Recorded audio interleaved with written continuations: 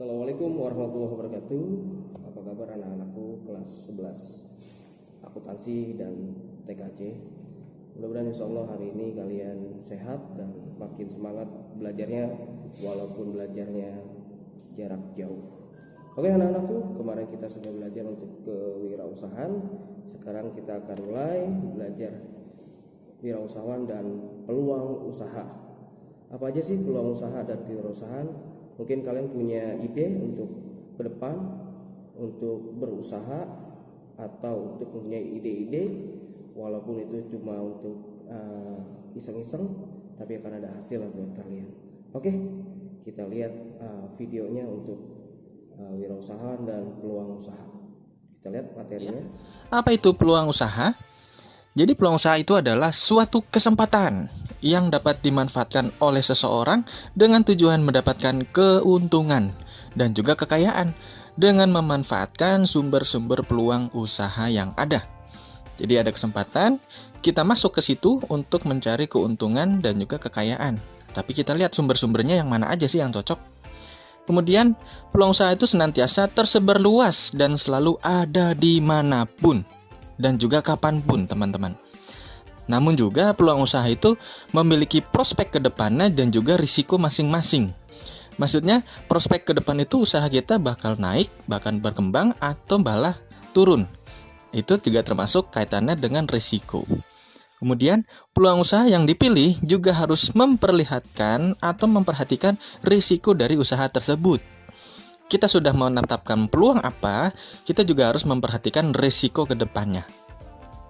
Misalnya, peluang usaha membuat warung makan. Risikonya apa? Saingannya banyak, teman-teman. Peluang usaha di musim kemarau. Kita buat es kepal Milo atau es buah atau es yang lain. Saingannya juga banyak. Belum lagi kalau kondisi buahnya nggak bagus. Belum kalau es batunya mudah mencair. Nah, peluang-peluang usaha tersebut memiliki risiko, tetapi bagaimana caranya risiko itu kita antisipasi? Berbicara tentang sumber peluang usaha, sebenarnya ada banyak teman-teman. Tapi di video kali ini saya akan sharing 4 sumber peluang usaha yang bisa kita pelajari dan kita jalankan. Yang pertama dari diri sendiri. Bisa dari hobi, bisa keahlian, maupun juga pengetahuan dan pendidikan. Ketiga poin ini bisa kita kombinasi teman-teman. Karena banyak sekali sekarang konten kreator itu bermunculan di YouTube. Salah satunya untuk menyalurkan hobi dan juga proses kreatif kewirausahaan muncul di situ. Kemudian dari lingkungan. Ada usaha orang tua, bisa kita teruskan dan kita jalankan. Kemudian ada peluang dari tetangga. Kita berjualan mulut ke mulut ke tetangga dan ke tetangga berikutnya, seperti itu. Ada juga lingkungan teman sekolah. Misalnya kalian berjualan pulsa, berjualan alat tulis, berjualan snack, tapi juga tetap memperhatikan peraturan sekolah yang berlaku ya teman-teman. Kemudian ada juga lingkungan teman bermain. Bisa jadi kalian mempunyai teman atau rekan, bisa saling sharing di situ. Yuk, follow IG gue. Gue mau jualan produk ini nih. Nah, banyak sekali sekarang seperti itu ya, saling sharing, dan itu sangat bagus teman-teman untuk mensupport wirausaha teman-teman kita. Ada lingkungan media sosial. Dari produk kita jual, alangkah lebih baik kita pasarkan melalui media sosial supaya tidak kenal waktu dan tempat orang bisa melihat produk kita. Sumber yang ketiga adalah perubahan. Ada perubahan gaya hidup, di mana orang pada saat ini butuh semua hal yang serba praktis. Kemudian perubahan teknologi dan komunikasi, apalagi di saat pandemi ini orang butuh sekali yang namanya kuota internet maupun juga provider, wifi, dan sebagainya. Kemudian ada perubahan lingkungan. Nah, lingkungan ini berkaitan juga dengan tren yang terjadi saat ini. Perubahan musim bisa dikaitkan dengan cuaca atau juga musim yang sedang tren ya. Misalnya musim kemarau kita jual produk yang serba dingin, musim hujan kita jual produk yang serba hangat. Musim apalagi? Musim buah ini misalkan lagi panen, buah mangga, buah jambu, buah belimbing, kita bikin jus atau kita buah-buah itu kita salurkan kepada seller-seller jus yang ada di sekitar kita. Dan perubahan yang berikutnya adalah tingkat kebutuhan. Orang lagi butuh apa sih sekarang ini? Butuh kuota internet, butuh relaksasi, butuh refreshing di saat pandemi. Nah, kita bisa buat apa untuk merefreshingkan orang-orang? Sumber peluang yang ketiga tadi tentang perubahan, dan sumber yang keempat adalah dari konsumen. Bisa kita mendengarkan saran ataupun juga keluhan-keluhan konsumen. Ya, banyak sekali. Kalau kita sudah melakukan penjualan produk, pasti ada komentar dari teman-teman kita, dari rekan kita, ataupun semua orang yang beli.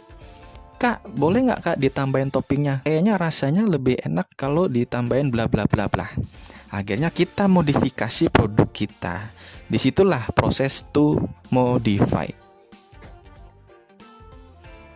Kalau kita sudah memilih salah satu sumber atau beberapa sumber peluang usaha, kita harus melakukan atau mengadakan unsur peluang usaha. Yang pertama adalah pengamatan pasar. Pasar ini bukan berarti tempat untuk berjual beli, tetapi konsumennya. Siapa pasar kita? Siapa konsumen kita? Ini lebih cocok makanan ini dijual ke siapa sih? Oh, ternyata sepatu ini lebih cocok untuk kalangan yang lagi milenial sekarang, dan sebagainya. Kemudian unsur yang kedua adalah inovasi baru. Kenapa harus inovasi? Supaya konsumen tidak bosan, gitu kan? Yang ketiga adalah sesuai dengan keahlian atau passion. Jangan sampai kalian melakukan usaha berdasarkan sumber yang sudah dipilih, tetapi hanya ikut-ikutan dan sehingga tidak menjadikan kalian senang melakukannya. Ada pepatah mengatakan, do what you love, love what you do. Cintailah apa yang kamu kerjakan, dan kerjakan apa yang kamu cintai. Unsur yang keempat adalah sesuai kebutuhan pasar. Maksudnya adalah sesuai dengan apa yang diminta, apa yang diminati oleh pasar, apa yang diminati oleh konsumen kita, ataupun juga calon konsumen kita seperti apa. Jangan sampai kita menghadirkan produk, tapi malah nggak dibutuhin oleh orang kan. Yang ada kita malah rugi, nggak ada yang beli. Sumber yang kelima adalah koneksi atau relasi. Ini sangat penting teman-teman. Karena di wirausaha ini, kita bukan lagi yang namanya itu bersaing ya, meskipun ada pesaing. Tapi kita lebih baik kita berkolaborasi, sehingga produk kita itu bisa terpromosikan dengan baik, dan juga otomatis usaha kita akan berkembang. Koneksi atau relasi ini bisa antar teman, antar perusahaan, atau antar pemilik-pemilik usaha yang lain yang bisa kita ajak untuk berkolaborasi. Kemudian, unsur yang keenam adalah tren usaha. Jelas, produk kita harus sesuai kondisi dan juga musim. Kalau produk kita tidak sesuai kondisi dan musim, ya sama tadi, tidak sesuai dengan kebutuhan pasar. Meskipun kita mengikuti tren, tapi kita juga tidak terbawa arus, hanya sekedar ikut-ikutan saja ya. Itu. Kemudian unsur berikutnya adalah amati kekurangan produk yang ada. Maksudnya gimana sih? Produk yang ada di pasaran itu kita amati, kemudian kita cari kekurangannya apa sih? Oh, ternyata kurang ini, kurang itu. Sehingga kalau kita membuat produk yang mirip, kekurangan-kekurangan tadi kita hilangkan dan kita modifikasi maupun kombinasi untuk memperbaiki barang dihasilkan. Akhirnya barang kita sesuai dengan permintaan pasar. Dan unsur yang kedelapan adalah pemanfaatan produk perusahaan lain. Produk perusahaan lain ini adalah produk-produk yang kita beli sebagai bahan baku ataupun juga bahan pembantu untuk membuat produk kita. Saya menjual donat, saya butuh yang namanya penjual tepung, penjual misis, penjual mentega, dan sebagainya. Kalau 8 unsur ini sudah kita terapkan, kemudian kita jalankan usaha kita. Nah, bagaimana sih atau peluang satu yang baik ya? Ciri-cirinya itu ada 2 teman-teman. Yang pertama itu peluang usaha yang baik, yang kedua adalah peluang usaha yang potensial. Bagaimana peluang usaha yang baik? Yang pertama sudah pasti orisinil, berdasarkan hasil pemikiran sendiri dan juga proses to create, to modify, ataupun juga to combine. Ciri yang kedua adalah mampu bersaing. Ya, kalau produk kita orisinil dan juga berbeda dari yang lain, kita akan mudah untuk bersaing. Karena apa? Persaingan pasar di masa yang akan datang itu kita tidak tahu. Pesaing kita itu mau memodifikasi seperti apa lagi, kita juga tidak boleh ketinggalan. Artinya inovasi maupun modify dan juga kombinasi terus kita lakukan. Supaya kamu bisa orisinil dan mampu bersaing, kamu harus yakin. Yakin pasti dapat diwujudkan dan dapat dijalankan. Jangan setengah-setengah. Ini kaitannya dengan karakteristik wirausaha ketika melakukan decisiveness atau keputusan harus melakukan apa yang namanya doors. Harus yakin. Kalau setengah-setengah, yang ada sudah pasti gagal. Keyakinan itu juga pasti sesuai dengan passion dan juga keinginan kalian. Bisa sesuai hobi tadi, atau sesuai keahlian, ataupun juga sesuai pengetahuan dan pendidikan kalian saat ini. Kalian passion menari, silahkan bisa kalian membuat kelas tari. Kalian passion menyanyi, passion musik yang lain, bisa kalian membuat karya, kemudian kalian jual. Saya bisa nanti sharing, ada platform sosial media untuk menampung para konten kreator yang memiliki hobi dalam bidang seni, bidang menulis. Itu yang namanya adalah Socio Bus Trip. Kayak gimana serunya? Nanti di video part berikutnya ya. Lalu ciri yang kelima adalah layak dan teruji. Bisa dilakukan dengan uji coba pasar. Salah satu yang dapat dilakukan secara simpel adalah kalian memberikan tester produk. Kemudian kalian gali testimoni maupun saran dan juga keluhan dari pelanggan dan pasar. Lalu kalian modify ataupun combine produk kamu. Secara nggak langsung, kamu sudah mendapatkan pasar di situ. Bagaimana sih kalau ciri-ciri peluang usaha yang berpotensi atau usaha potensial? Yang pertama sudah pasti memiliki nilai jual. Ini kaitannya dengan sebuah keuntungan atau semua hal yang berdasarkan keuangan atau finansial. Ciri yang kedua adalah bukan sekedar ambisi, tetapi betul-betul real. Kalian bertindak secara nyata, bukan hanya di awang-awang atau sebagai bayangan saja. Ciri yang ketiga adalah bertahan lama dan berkelanjutan. Tidak berdasarkan tren, kemudian kalian ikut-ikutan, ketika trennya habis, selesai sudah. Ya, nggak seperti itu ya. Jadi peluang usahanya itu untuk jangka panjang, untuk kehidupan usaha selamanya.